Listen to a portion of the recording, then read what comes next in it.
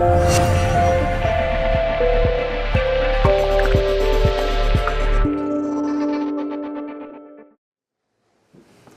siguiente pregunta sería, ¿cómo se vive eso? ¿Qué precio hay que pagar para ese compromiso personal? Desde vuestra posición.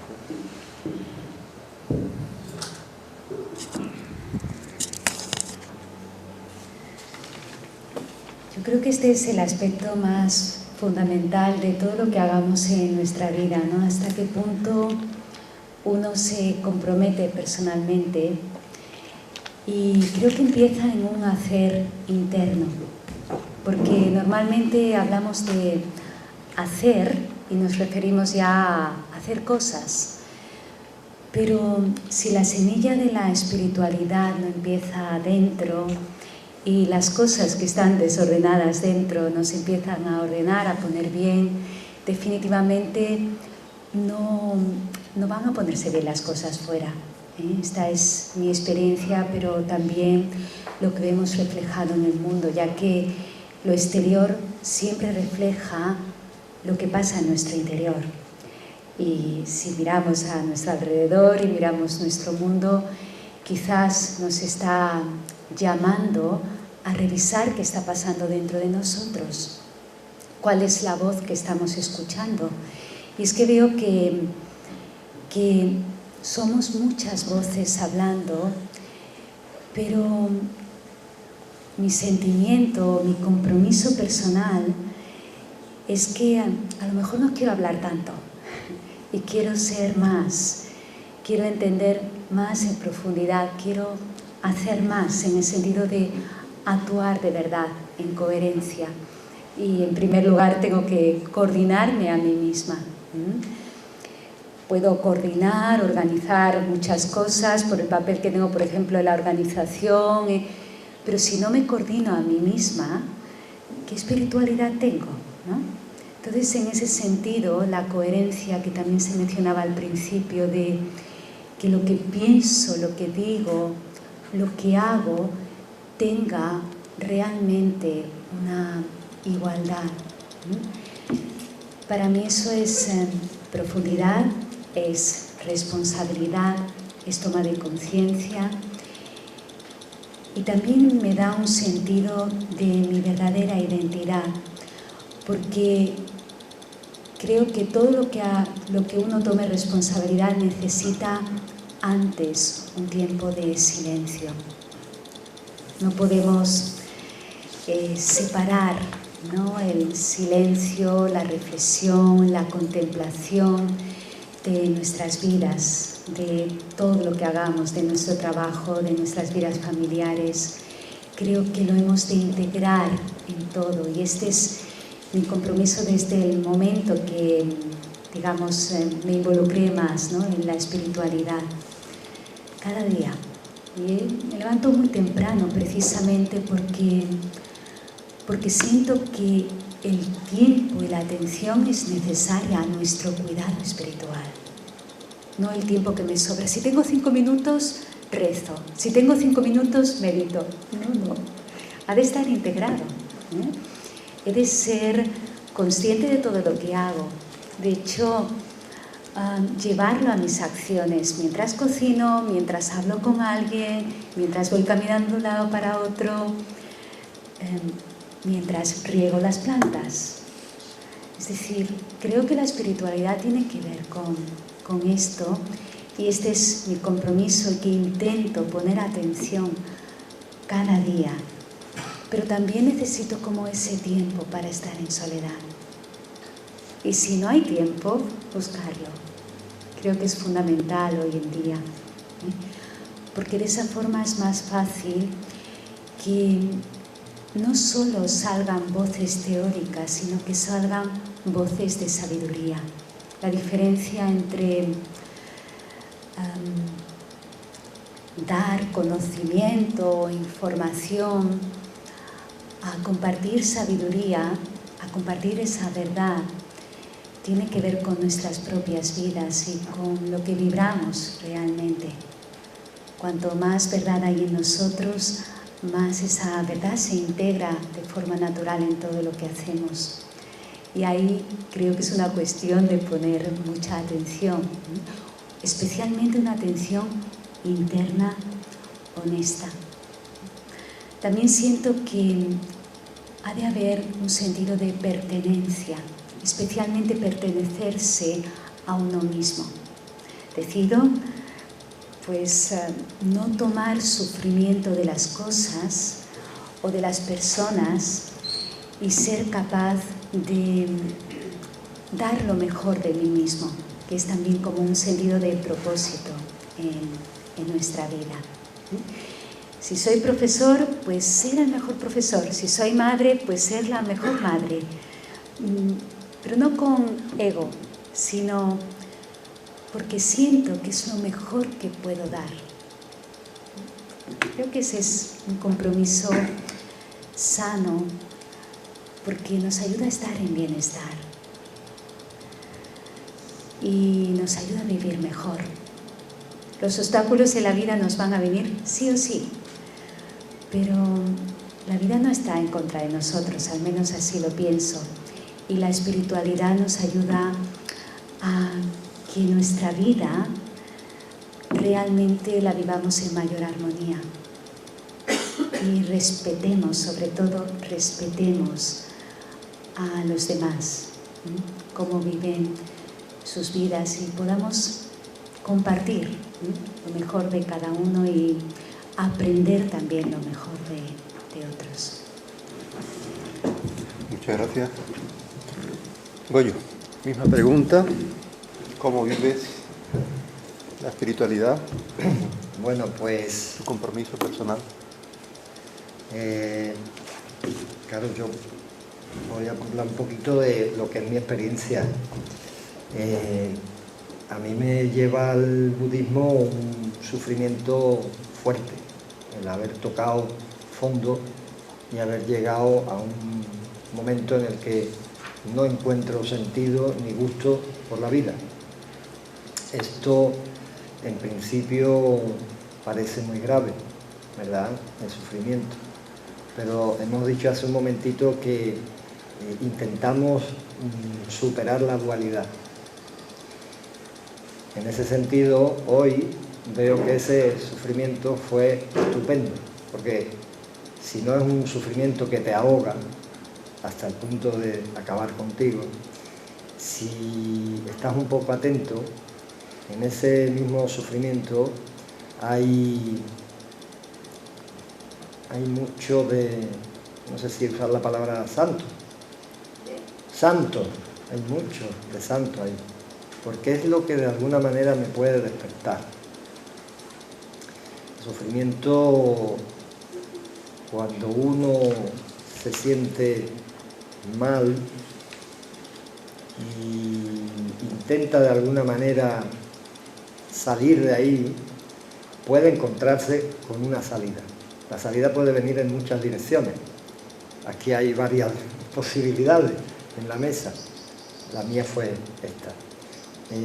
Hay una frase, un dicho que nosotros planteamos mucho, que es que sin lodo es imposible el loto. Sin el barro no hay flor. Sin el abono, el buen jardinero, tenemos aquí uno, sabe perfectamente que las hojas secas, tal, eso no es algo despreciable, sino todo lo contrario. Un buen jardinero sabe ver la flor ya dentro de la basura, del compost. Entonces, como normalmente tendemos a rechazar lo que no nos gusta, inmediatamente huimos. Y esa es una tendencia muy humana, la huida. Huir. No quiero saber. ¿Hacia dónde nos vamos? Por ejemplo, en nuestra sociedad, hacia un consumo tremendo, hacia una alienación tremenda de lo que somos. Entonces, esa espiritualidad o filosofía sapiencial, como le queramos llamar, tiene que ir o va en esa dirección. ¿Qué es lo que sucede? Pues que cuando uno de alguna manera descubre caramba, qué interesante es lo que estoy descubriendo a partir de ese gran sufrimiento que en un momento determinado hubo. Buda le llamaba la primera noble verdad, la verdad de que existe el sufrimiento. Entonces, a partir de ahí surge un compromiso vital. Esto es radical, lo has comentado tú. Esto es radical. Esto no es para 5 minutos.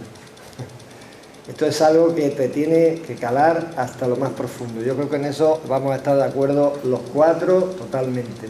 Es decir, una persona no es espiritual 10 minutos, 15 minutos al día o porque medita media hora.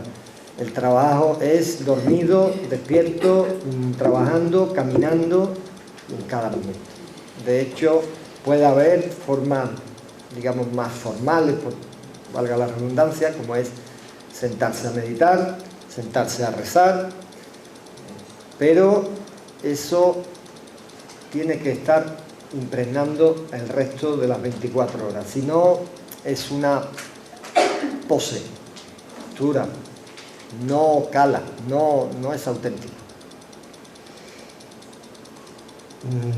Algunos de los grandes retos o dificultades que uno encuentra es la ignorancia y el ego. El ego es una parte de esa ignorancia, ¿no? Es decir, normalmente sufrimos y no encontramos esa felicidad que de alguna manera está dentro de todo ser humano, el ansia o el deseo de estar feliz, porque vivimos en una grandísima ignorancia. Ignorancia primero de quiénes somos, de quién soy yo realmente, quién eres. Esa pregunta es tan importante. Luego se puede concretar, vuelvo a repetir, en el cristianismo, en el islam, en donde sea. Pero esa pregunta es ineludible. ¿Quién eres? ¿Eres lo que tú piensas que eres? En ese sentido vas desmontando. El trabajo del compromiso budista es ir desmontando, porque vas descubriendo todo lo que no eres, las falsas identidades, ¿verdad? Y en esas falsas identidades está, entre ellas, muy importante el ego. Nos identificamos con un yo y así nos va, ¿no? Ese yo, ¿no? Inmediatamente salta ahí herido, ¿verdad? Entonces, en esto yo creo que vamos a coincidir también, en el trabajo con el ego, porque de alguna manera nos separa. Y me están diciendo que ya termine. Es un camino de compasión, no en el sentido de pobrecito, sino lo que decía al principio, de ponerte en el lugar del otro, y de sabiduría. Y ambas deben ir juntas, porque si yo te doy queso y a ti no te gusta el queso ni lo puedes oler, ahí no hay sabiduría ninguna. Puede haber compasión porque te quiero dar de comer, pero mire usted, o si yo al musulmán que tiene hambre le voy a dar cerdo, pues probablemente no sea lo más adecuado, darle otra cosa. Sabiduría y compasión. Crear espacio de libertad, en definitiva. Y ya está. Queda poco. Muchas gracias, Goyo. Mercedes. Sí, quizás es que como hemos cambiado el formato, yo lo venía a preparar, de todas maneras yo había entendido el compromiso personal así, y mi compromiso personal de la espiritualidad, que es lo que hoy nos convoca aquí, para mí se inició desde lo que yo llamé, en lo poco que sé, todavía sabía menos, una música interior, ¿no? Entonces, esa situación fue la que me llevó desde la lucha en el movimiento obrero a encontrar la dificultad de la diferenciación. Es decir, lo que a mí se me educó para luchar, o me eduqué en la militancia obrera para luchar contra la pobreza, ¿no? La opción por los pobres. Cuando yo entendí que los pobres tenían rostro de mujer, esa colonización de las mujeres, esa pobreza tan brutal, me llevó a una opción absolutamente determinada. No había más, entre otras cosas porque soy mujer, porque he nacido así y me tocaba ver la dificultad con la que las mujeres nos encontramos, no ya para llegar a ser, para descubrirlo de entrada. Es decir, primero para descubrir que tienes la necesidad, el derecho y la obligación de ser. Descubrir eso ya es un reto. Entonces, la opción por los pobres para mí fue todo un descubrimiento permanente en esa. Entonces, mi compromiso se enmarca ahí, en la respuesta histórica a la lucha de las mujeres para llegar a ser. Y para llegar a ser desde una espiritualidad que con la maduración, con la formación, con la experiencia y con la vida, se ha ido configurando para mí. Y como lo personal es político, por eso defiendo las políticas de igualdad que hoy se defienden como una única alternativa transformadora, ¿no?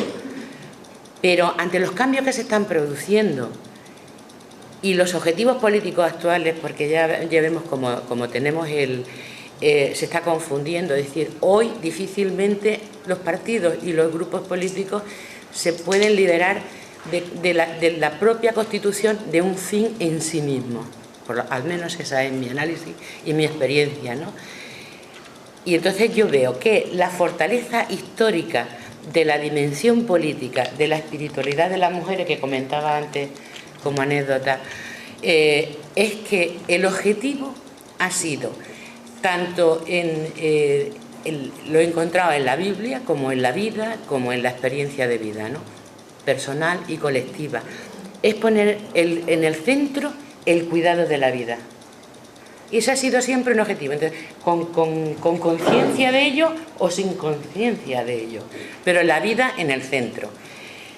Esta conciencia espiritual de interrelación de todo que tenemos en un desarrollo absolutamente normal, que cuando vas comprendiendo y vas tomando conciencia de lo que supone, de esa profundización, es decir, que lo que ves o lo que nosotras vemos es mucho más de lo que habitualmente se suele ver. Es decir, es una dimensión muy, como decías antes, vas viendo mucho más allá, con lo cual te impide, desgraciadamente, la dificultad añadida muchas veces, por muchos miles, de llegar a tener conciencia de ti y del propio proceso.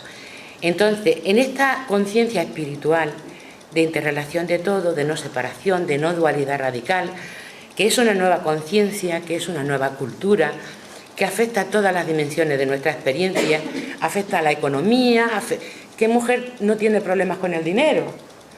Bueno, la ecología, la política, las relaciones, la religión, todo.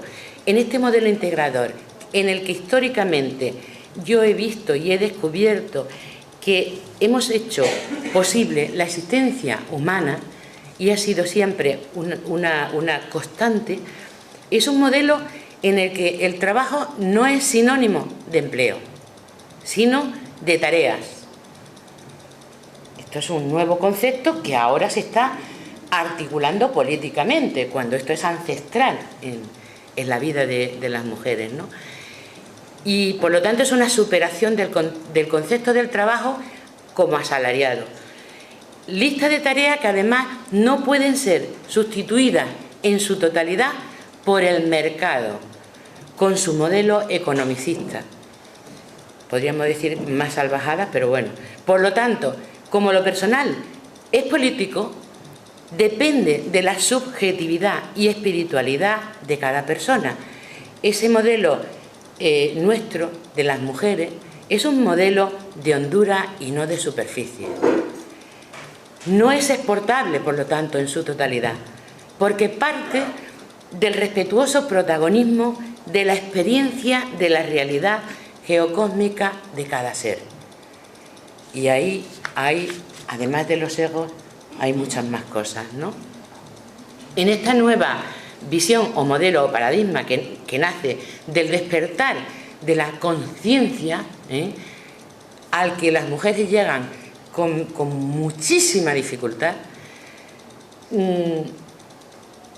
es a este otro modo de conocer. Nosotras tenemos mucha sabiduría transmitida y experimentada, y por lo tanto se trata de una aproximación respetuosa a lo que es, en la que, silenciada la mente, acogemos la realidad, el misterio que se nos muestra, nos reconocemos en ella agua y no solo ola o formas, y actuamos en consecuencia. Ahí es donde se enmarca mi compromiso personal. Muy bien, muchas gracias. Hija, misma pregunta. Sí, el Islam, como he dicho, es una religión revelada, porque Dios, a través de su revelación, nos enseña lo que no sabíamos. O sea, aquello que no somos capaces de alcanzar por nosotros mismos. Y el Islam se manifiesta de manera inmediata con unas prácticas que todos conocemos, ¿no? De los 5 pilares en los que tú identificas o te identificas a ti mismo como musulmán. Aquel que reza, que hace el ramadán, que da el zakat, o sea, la limosna. Estas son las prácticas cotidianas que tú puedes reconocer a un ser humano, y entonces dices, este es musulmán. O tú a ti mismo te das cuenta de que tú eres musulmán. De hecho, por ejemplo, en mi vida yo recuerdo una época en la que yo hacía lo que yo quería, lo que me daba la gana. O sea, me dejaba llevar por mi ego, por mi vanidad, ¿no? Pero de pronto Dios me pone un método, una metodología, como el buen profesional que quiere llegar a algún sitio y entrena, ¿no? Y entrena, ¿qué está entrenando? Primero su cuerpo, su mente, su espíritu. Porque, por ejemplo, cuando yo me decía, me levanto cuando yo quiero, pues no, yo tengo un método que es mi espíritu.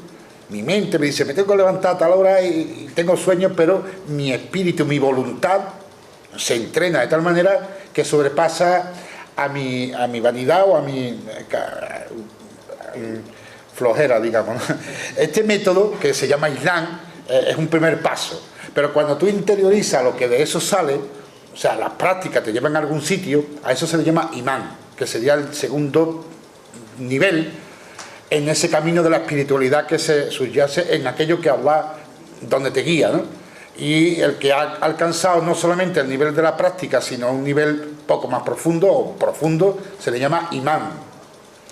Pero aún queda un nivel superior a esto, y es el nivel que se denomina ihsan. Y cuando le preguntaron al profeta, la paz con él, qué significa ihsan, lo manifestó de una manera muy práctica. Dice, ihsan es saber que Dios te ve aunque tú no lo veas a Él. Saber que Dios te ve aunque tú no lo veas a Él. Aquella persona que ha alcanzado ese nivel ha cambiado su cotidianidad, su compromiso. Porque su compromiso es con Dios o con aquello que signifique Dios, antes que con cualquier otra cosa. Es habitual en mi práctica de Ramadán que mis compañeros me dicen, come ahora que no te ve nadie, que no se lo digo a nadie, ¿no? Entonces, como que no, que mi compromiso no es con mi gente, que es conmigo mismo y con aquello a lo que yo me dirijo. Y esa palabra conmigo mismo es lo que se manifiesta en esta palabra que hemos traducido antes como ahad o unidad de Dios, pero que también se puede traducir por sinceridad. El musulmán tiene que ser sincero, porque la sinceridad es la que te lleva a decir la verdad.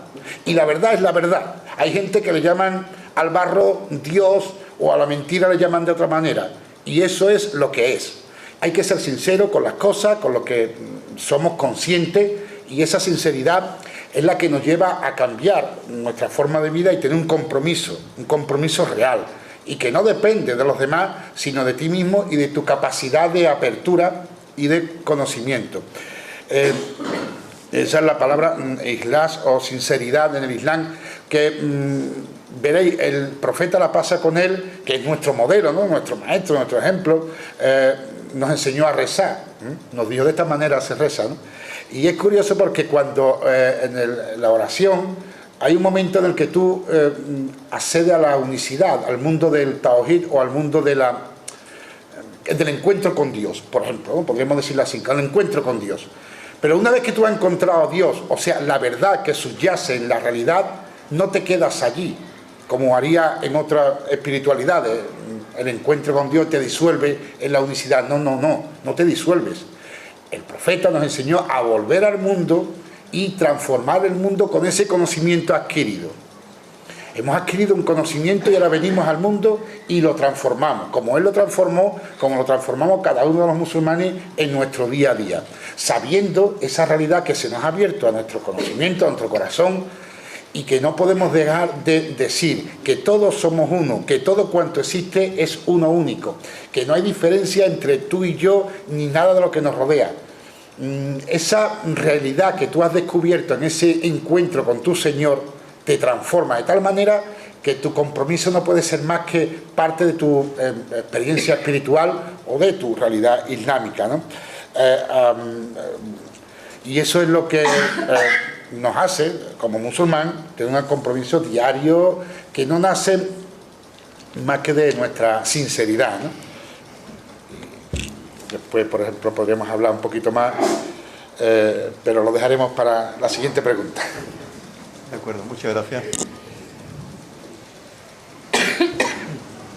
Bueno, pues pasamos a la tercera ronda, antes de las preguntas generales. Os recuerdo que al fondo hay unas octavillas en blanco para que quien quiera hacer alguna pregunta pueda coger una y escribirla. Y bueno, esto hemos empezado primero con dentro del pellejo, por decirlo de alguna forma, los conceptos, las ideas. En la segunda pregunta hemos estado en el pellejo, en las vivencias, en las emociones, en el compromiso, en el precio que pagamos, y ahora estamos fuera del pellejo, ¿no? Es decir, ¿cuál es la acción social? ¿Cómo trasciende? ¿Cómo devuelvo el trabajo que yo hago conmigo a la sociedad, de alguna forma, a la colectividad?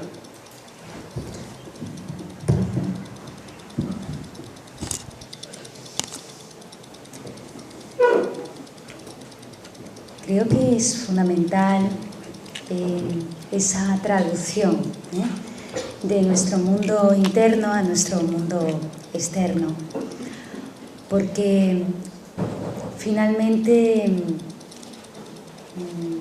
¿de qué sirve, no? Si tengo creencias o sé cosas y no las pongo en la práctica, ¿no? Por así decirlo. Lo que sí es cierto es que esa acción social, para nosotros, por ejemplo, desde el Raja Yoga, es una forma de servir. No solo hacer por hacer, o no solo como un trabajo, ¿no? Como algo que tengo que. Cuando ese propósito en la vida es más de servicio, de servir, entonces lo que haces tiene una conciencia, por así decirlo, más elevada. Hay un puente entre realmente lo que somos, cómo nos sentimos y todas esas cualidades que en el fondo, como seres espirituales, tenemos, pero puede que las tengamos olvidadas o dormidas, llevarlas al mundo. Y sí, podríamos decir, pero tampoco es lo que me gustaría hacer ahora, decir todos los compromisos sociales o cosas que, por ejemplo, Brahma Kumaris se involucra, ¿no? No se tratará de dar un currículum de todas las cosas que hacemos, pero es coherencia. Si tú sientes que tú estás recibiendo algo que te está siendo beneficioso, si tú sientes que recibes una semilla, ¿cuál es el sentido de quedártelas en el bolsillo, ¿no? Querrás plantarlas, querrás darles el mejor agua, darles la mejor posición para que se le da, el sol les dé, y sentirás que otros también aprovechen, ¿no? Tanto el fruto como la posibilidad de sembrar sus propias semillas. Me gusta el sentimiento de acción social, como dar la posibilidad a que otros también se valgan por sus propios pies. No solamente hacer las cosas, sino ayudarles a que vean, y eso tiene que ver mucho con la compasión, ayudarles a que vean su propio potencial y saquen lo mejor de sí mismos, porque está, pero a veces uno no lo ve. Y si uno piensa que es pobre, vivirá como pobre, pero si uno piensa que es un ser humano digno, aunque tenga muy poquito, vivirá de una forma digna, porque internamente está rico de otros valores. Y esto, cuando fui a India, lo vi claramente y pensé, yo no voy a pensar que estos niños que se están acercando a mí son pobres. No quiero pensarlo. Son seres humanos con una sonrisa, con algo que me estaba transmitiendo, de lo cual estaba aprendiendo, de lo cual me estaba enriqueciendo. Y cuando me cogían la manita sin conocerme de nada, y así muchas cosas que he ido viviendo, ¿no? En un lugar que llamamos pobre, me di cuenta cuán rico era ese lugar, porque hay unos valores que se viven desde lo invisible, pero en todo lo que es visible, y que nosotros a lo mejor denominamos rico por lo material, y a lo mejor la riqueza tiene que ver más con lo espiritual, es decir, con esa parte invisible que en cada alma reside.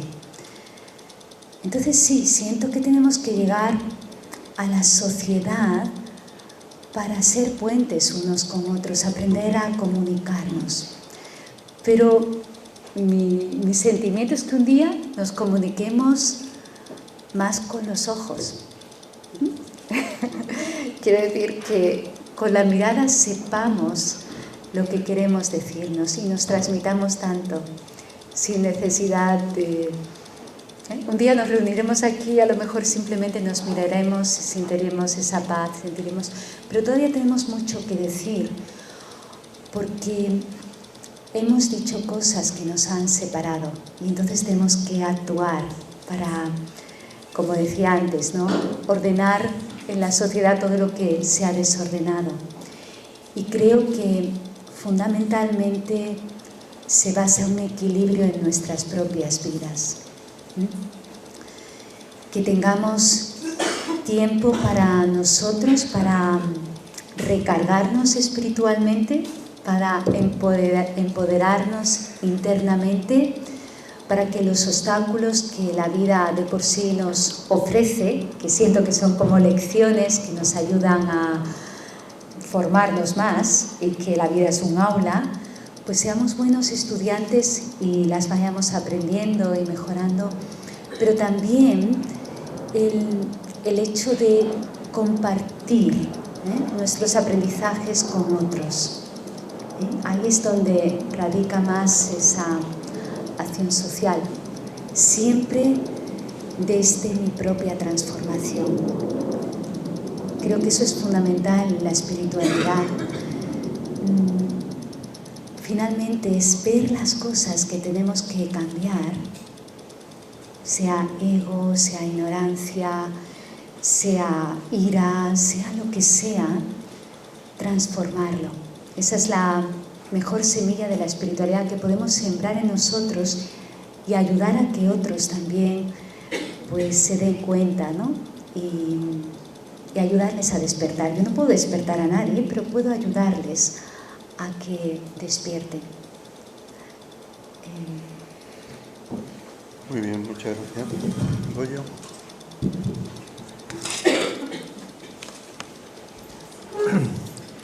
Bueno, pues a Thich Nhat Hanh se le conoce como el creador del budismo comprometido. Ahí, si habéis leído un poquito de este maestro Zen. Y quería, para empezar, leeros un texto que él leyó en el Día Internacional de las Personas Migrantes, que tenía el lema "Tu paz es mi paz, vamos a construirla juntos". Y dice: me hallaba en Vietnam cuando algunas de nuestras ciudades fueron bombardeadas. En compañía de mis hermanos y hermanas monásticos, tuve que decidir qué debíamos hacer. ¿Sería mejor seguir meditando en los monasterios o había llegado la hora de abandonar nuestra sala de meditación para acudir en ayuda de la gente que estaba sufriendo bajo las bombas? Tras una ponderada reflexión, decidimos hacer ambas cosas: ayudar a los demás y hacerlo concentradamente. Lo llamamos budismo comprometido. El budismo debe estar comprometido. Cuando ha observado, actúa. ¿Cuál sería, si no, el sentido de la contemplación? Debemos tomar conciencia de los problemas reales del mundo y luego, concentradamente, reflexionar acerca de los mismos para saber qué debemos hacer para ser de ayuda. Si somos capaces de seguir concentrados en nuestra respiración y en practicar la sonrisa, incluso en los momentos más difíciles, la gente que nos rodea, los animales y las plantas, se beneficiarán por ello. ¿Masajeas suavemente a la tierra cuando posas tus pies en ella? ¿Siembras simientes de paz y alegría? Por mi parte, intento que cada paso que doy esté presidido por estas reflexiones y sé que la Madre Tierra me lo agradece. La paz está en cada paso. Efectivamente, estoy totalmente de acuerdo en que si no se produce esa transformación personal, difícilmente vamos a ser de ayuda en este mundo. Thich Nhat Hanh, para nosotros, decía que había mucha ira en el movimiento pacifista. Entonces, ¿de qué sirve? Si en nosotros hay ira, ¿cómo estamos pidiendo la paz? En ese sentido, nosotros tenemos, como acción social, también voy a hacer lo mismo, tenemos un minuto más. Actividades, sí, tenemos muchas actividades. Cada miembro de la Sangha tiene su parcela personal en la que trabaja, hacemos cosas, hemos hecho cosas en común, pero bueno, tampoco entramos ahí. Y nosotros tenemos, desde el plano ético, llamamos los 5 entrenamientos de la plena conciencia. Entrenamiento significa no mandamiento, es decir, yo me entreno. Igual que Messi se entrenó desde pequeñito para meter los goles que mete ahora, nosotros intentamos entrenarnos para hacerlo lo mejor posible. Y si no lo hacemos 100%, no somos perfectos, no nos sentimos culpables y vamos haciendo pues lo que podemos, ¿verdad? Termino. Estos entrenamientos, uno es la reverencia a la vida, otro habla de la verdadera felicidad, otro del amor verdadero, otro del habla amorosa y la escucha profunda. Esto, habla amorosa y escucha profunda, ¿verdad?, tiene un trasfondo ético tremendo. Vamos a pensar en nuestra sociedad. Y por último, la transformación y la sanación. Y no me queda más tiempo para hablar de un poquito de cada uno, pero bueno, ahí queda apuntado. Muchas gracias.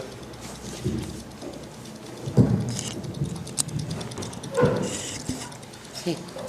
Una pregunta. Bueno, lo que no está en crisis en estos momentos es justamente que el acompañamiento a la vida, lo que hemos hecho las mujeres mayoritariamente. Sigo con mi línea anterior en el sentido de que el compromiso en la acción social desde esta perspectiva cristiana feminista, ¿no? Cuidamos la vida en los diferentes ciclos y necesidades. Es decir, nuestras tareas no pueden ni deben estar en crisis. El modelo masculino del mundo como mercado es el que está en crisis profunda. Este modelo, sin las mujeres, sin nosotras no habría triunfado. Estamos alertas para intentar impedir desde nuestras redes creatividades, estrategias, iniciativas, experiencias, desafíos, resistencias, resiliencia, etcétera, y no continuar sirviendo a objetivos que nada tienen que ver con el nuestro, porque lo difícil de combatir es la desigualdad, no la pobreza. Cuando Juliana de Norwich, es una mística de Inglaterra del siglo XIV-XV, dice: todo acabará bien, desde su comprensión holística que yo comparto y a la que nada escapa, yo digo hoy también que a pesar de lo que pueda parecer desde una mirada dualista, nuestra mirada nos arroja otro resultado. Y es que lo estamos haciendo bien, compañeras sobre todo, porque somos la mejor referencia humana.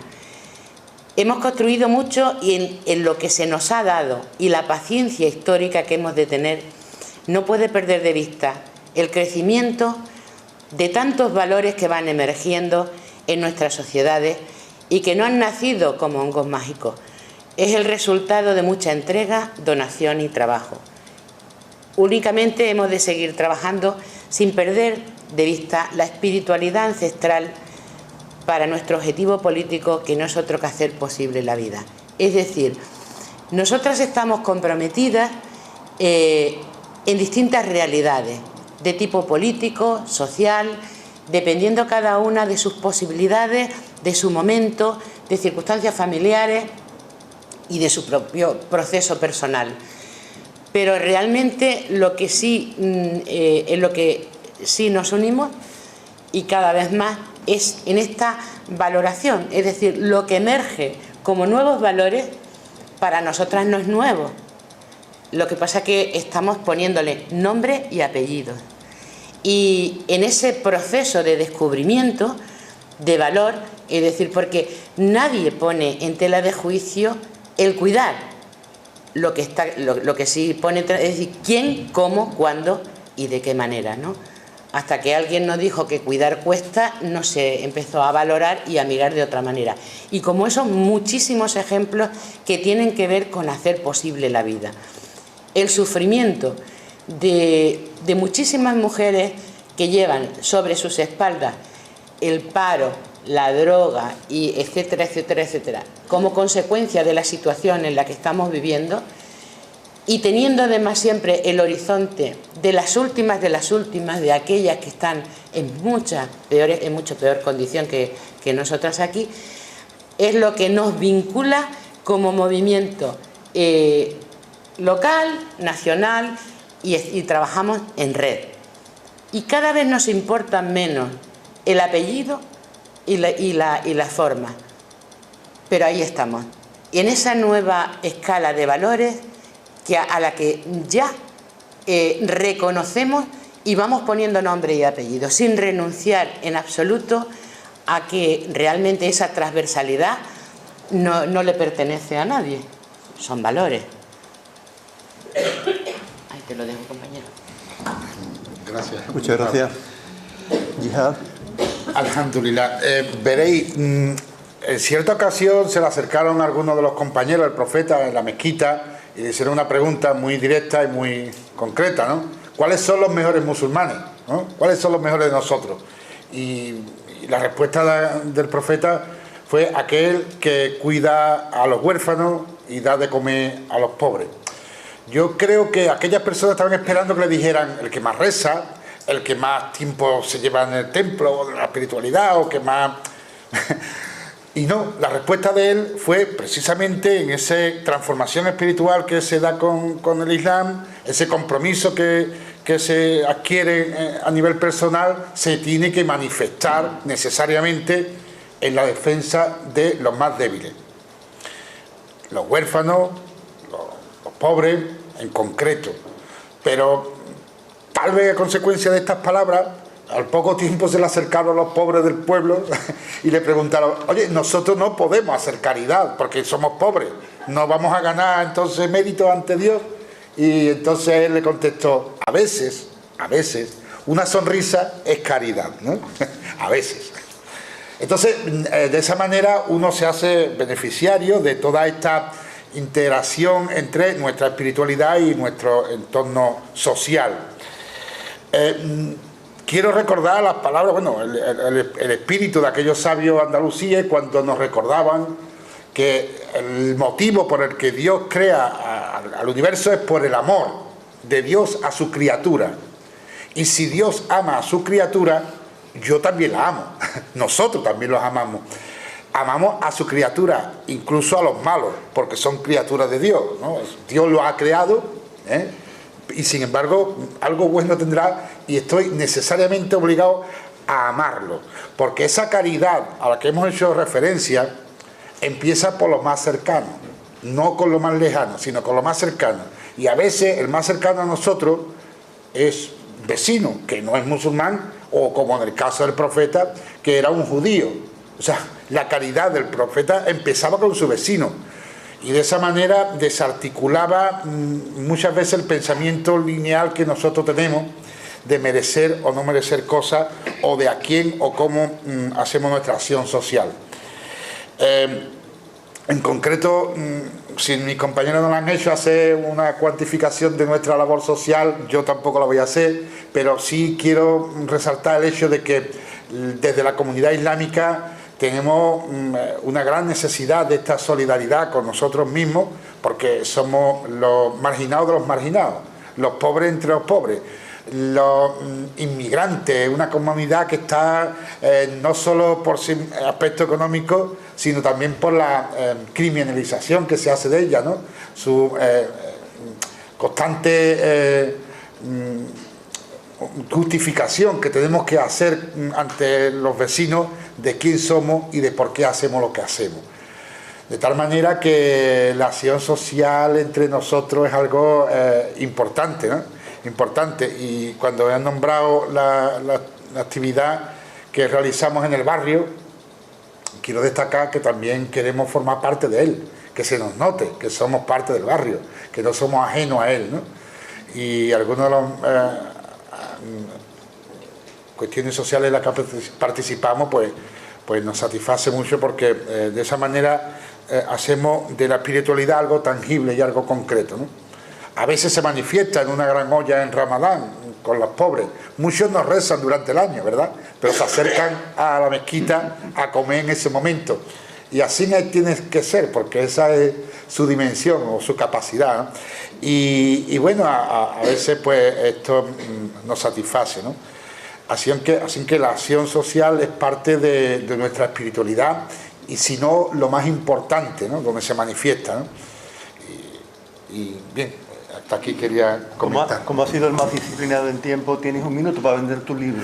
Ah, sí, pues entonces os recomiendo que vengáis a la mezquita, que conozcáis a los musulmanes, muchos lo conocéis, pero que quería con esta charla explicar que en el Islam también existe una espiritualidad, que muchas veces, mirá, yo le comentaba el otro día, cuando veníamos a radio por un día de estos de calor de agosto, imaginaros, ahí en la calle Torneo, y cuando yo venía a hablar con mi presunción de que yo soy alguien importante de lo que es el Islam, me veo en un rincón de ese espacio a un tal vez senegalés, tal vez un sudafricano que estaba rezando en un rincón con un cartón de estos que recoge, que piden en la calle. Y digo yo, este hombre me acaba de dar a mí una lección de espiritualidad, una de sinceridad, ¿no? Y yo quiero que ustedes veáis al Islam y a los musulmanes en su aspecto espiritual, que lo tiene. Por ejemplo, cuando nuestro hermano, también senegalés, ¿no?, lo veo en la mezquita y me sorprendió. Pensé que había llegado un príncipe de estos de la Arabia, porque su majestuosidad a la hora de hacer el rezo, su solemnidad, su dimensión espiritual en cada gesto, me pensaba que yo estaba ante alguien muy espiritual, y estoy acostumbrado a verlo, y sin embargo aquella persona me transmitía todo eso, ¿no?, en su forma de moverse. Y cuando terminó de rezar, se quitó aquel shilaba, ¿no?, y se puso su manta de esta de vender en la calle, y había cambiado de ser un ser espiritual glorioso a ser un simple mantero, ¿no? Así que descubramos la espiritualidad que hay en un mantero y que lo tiene, ¿verdad? Y eso es lo que yo quería vender. Muy bien.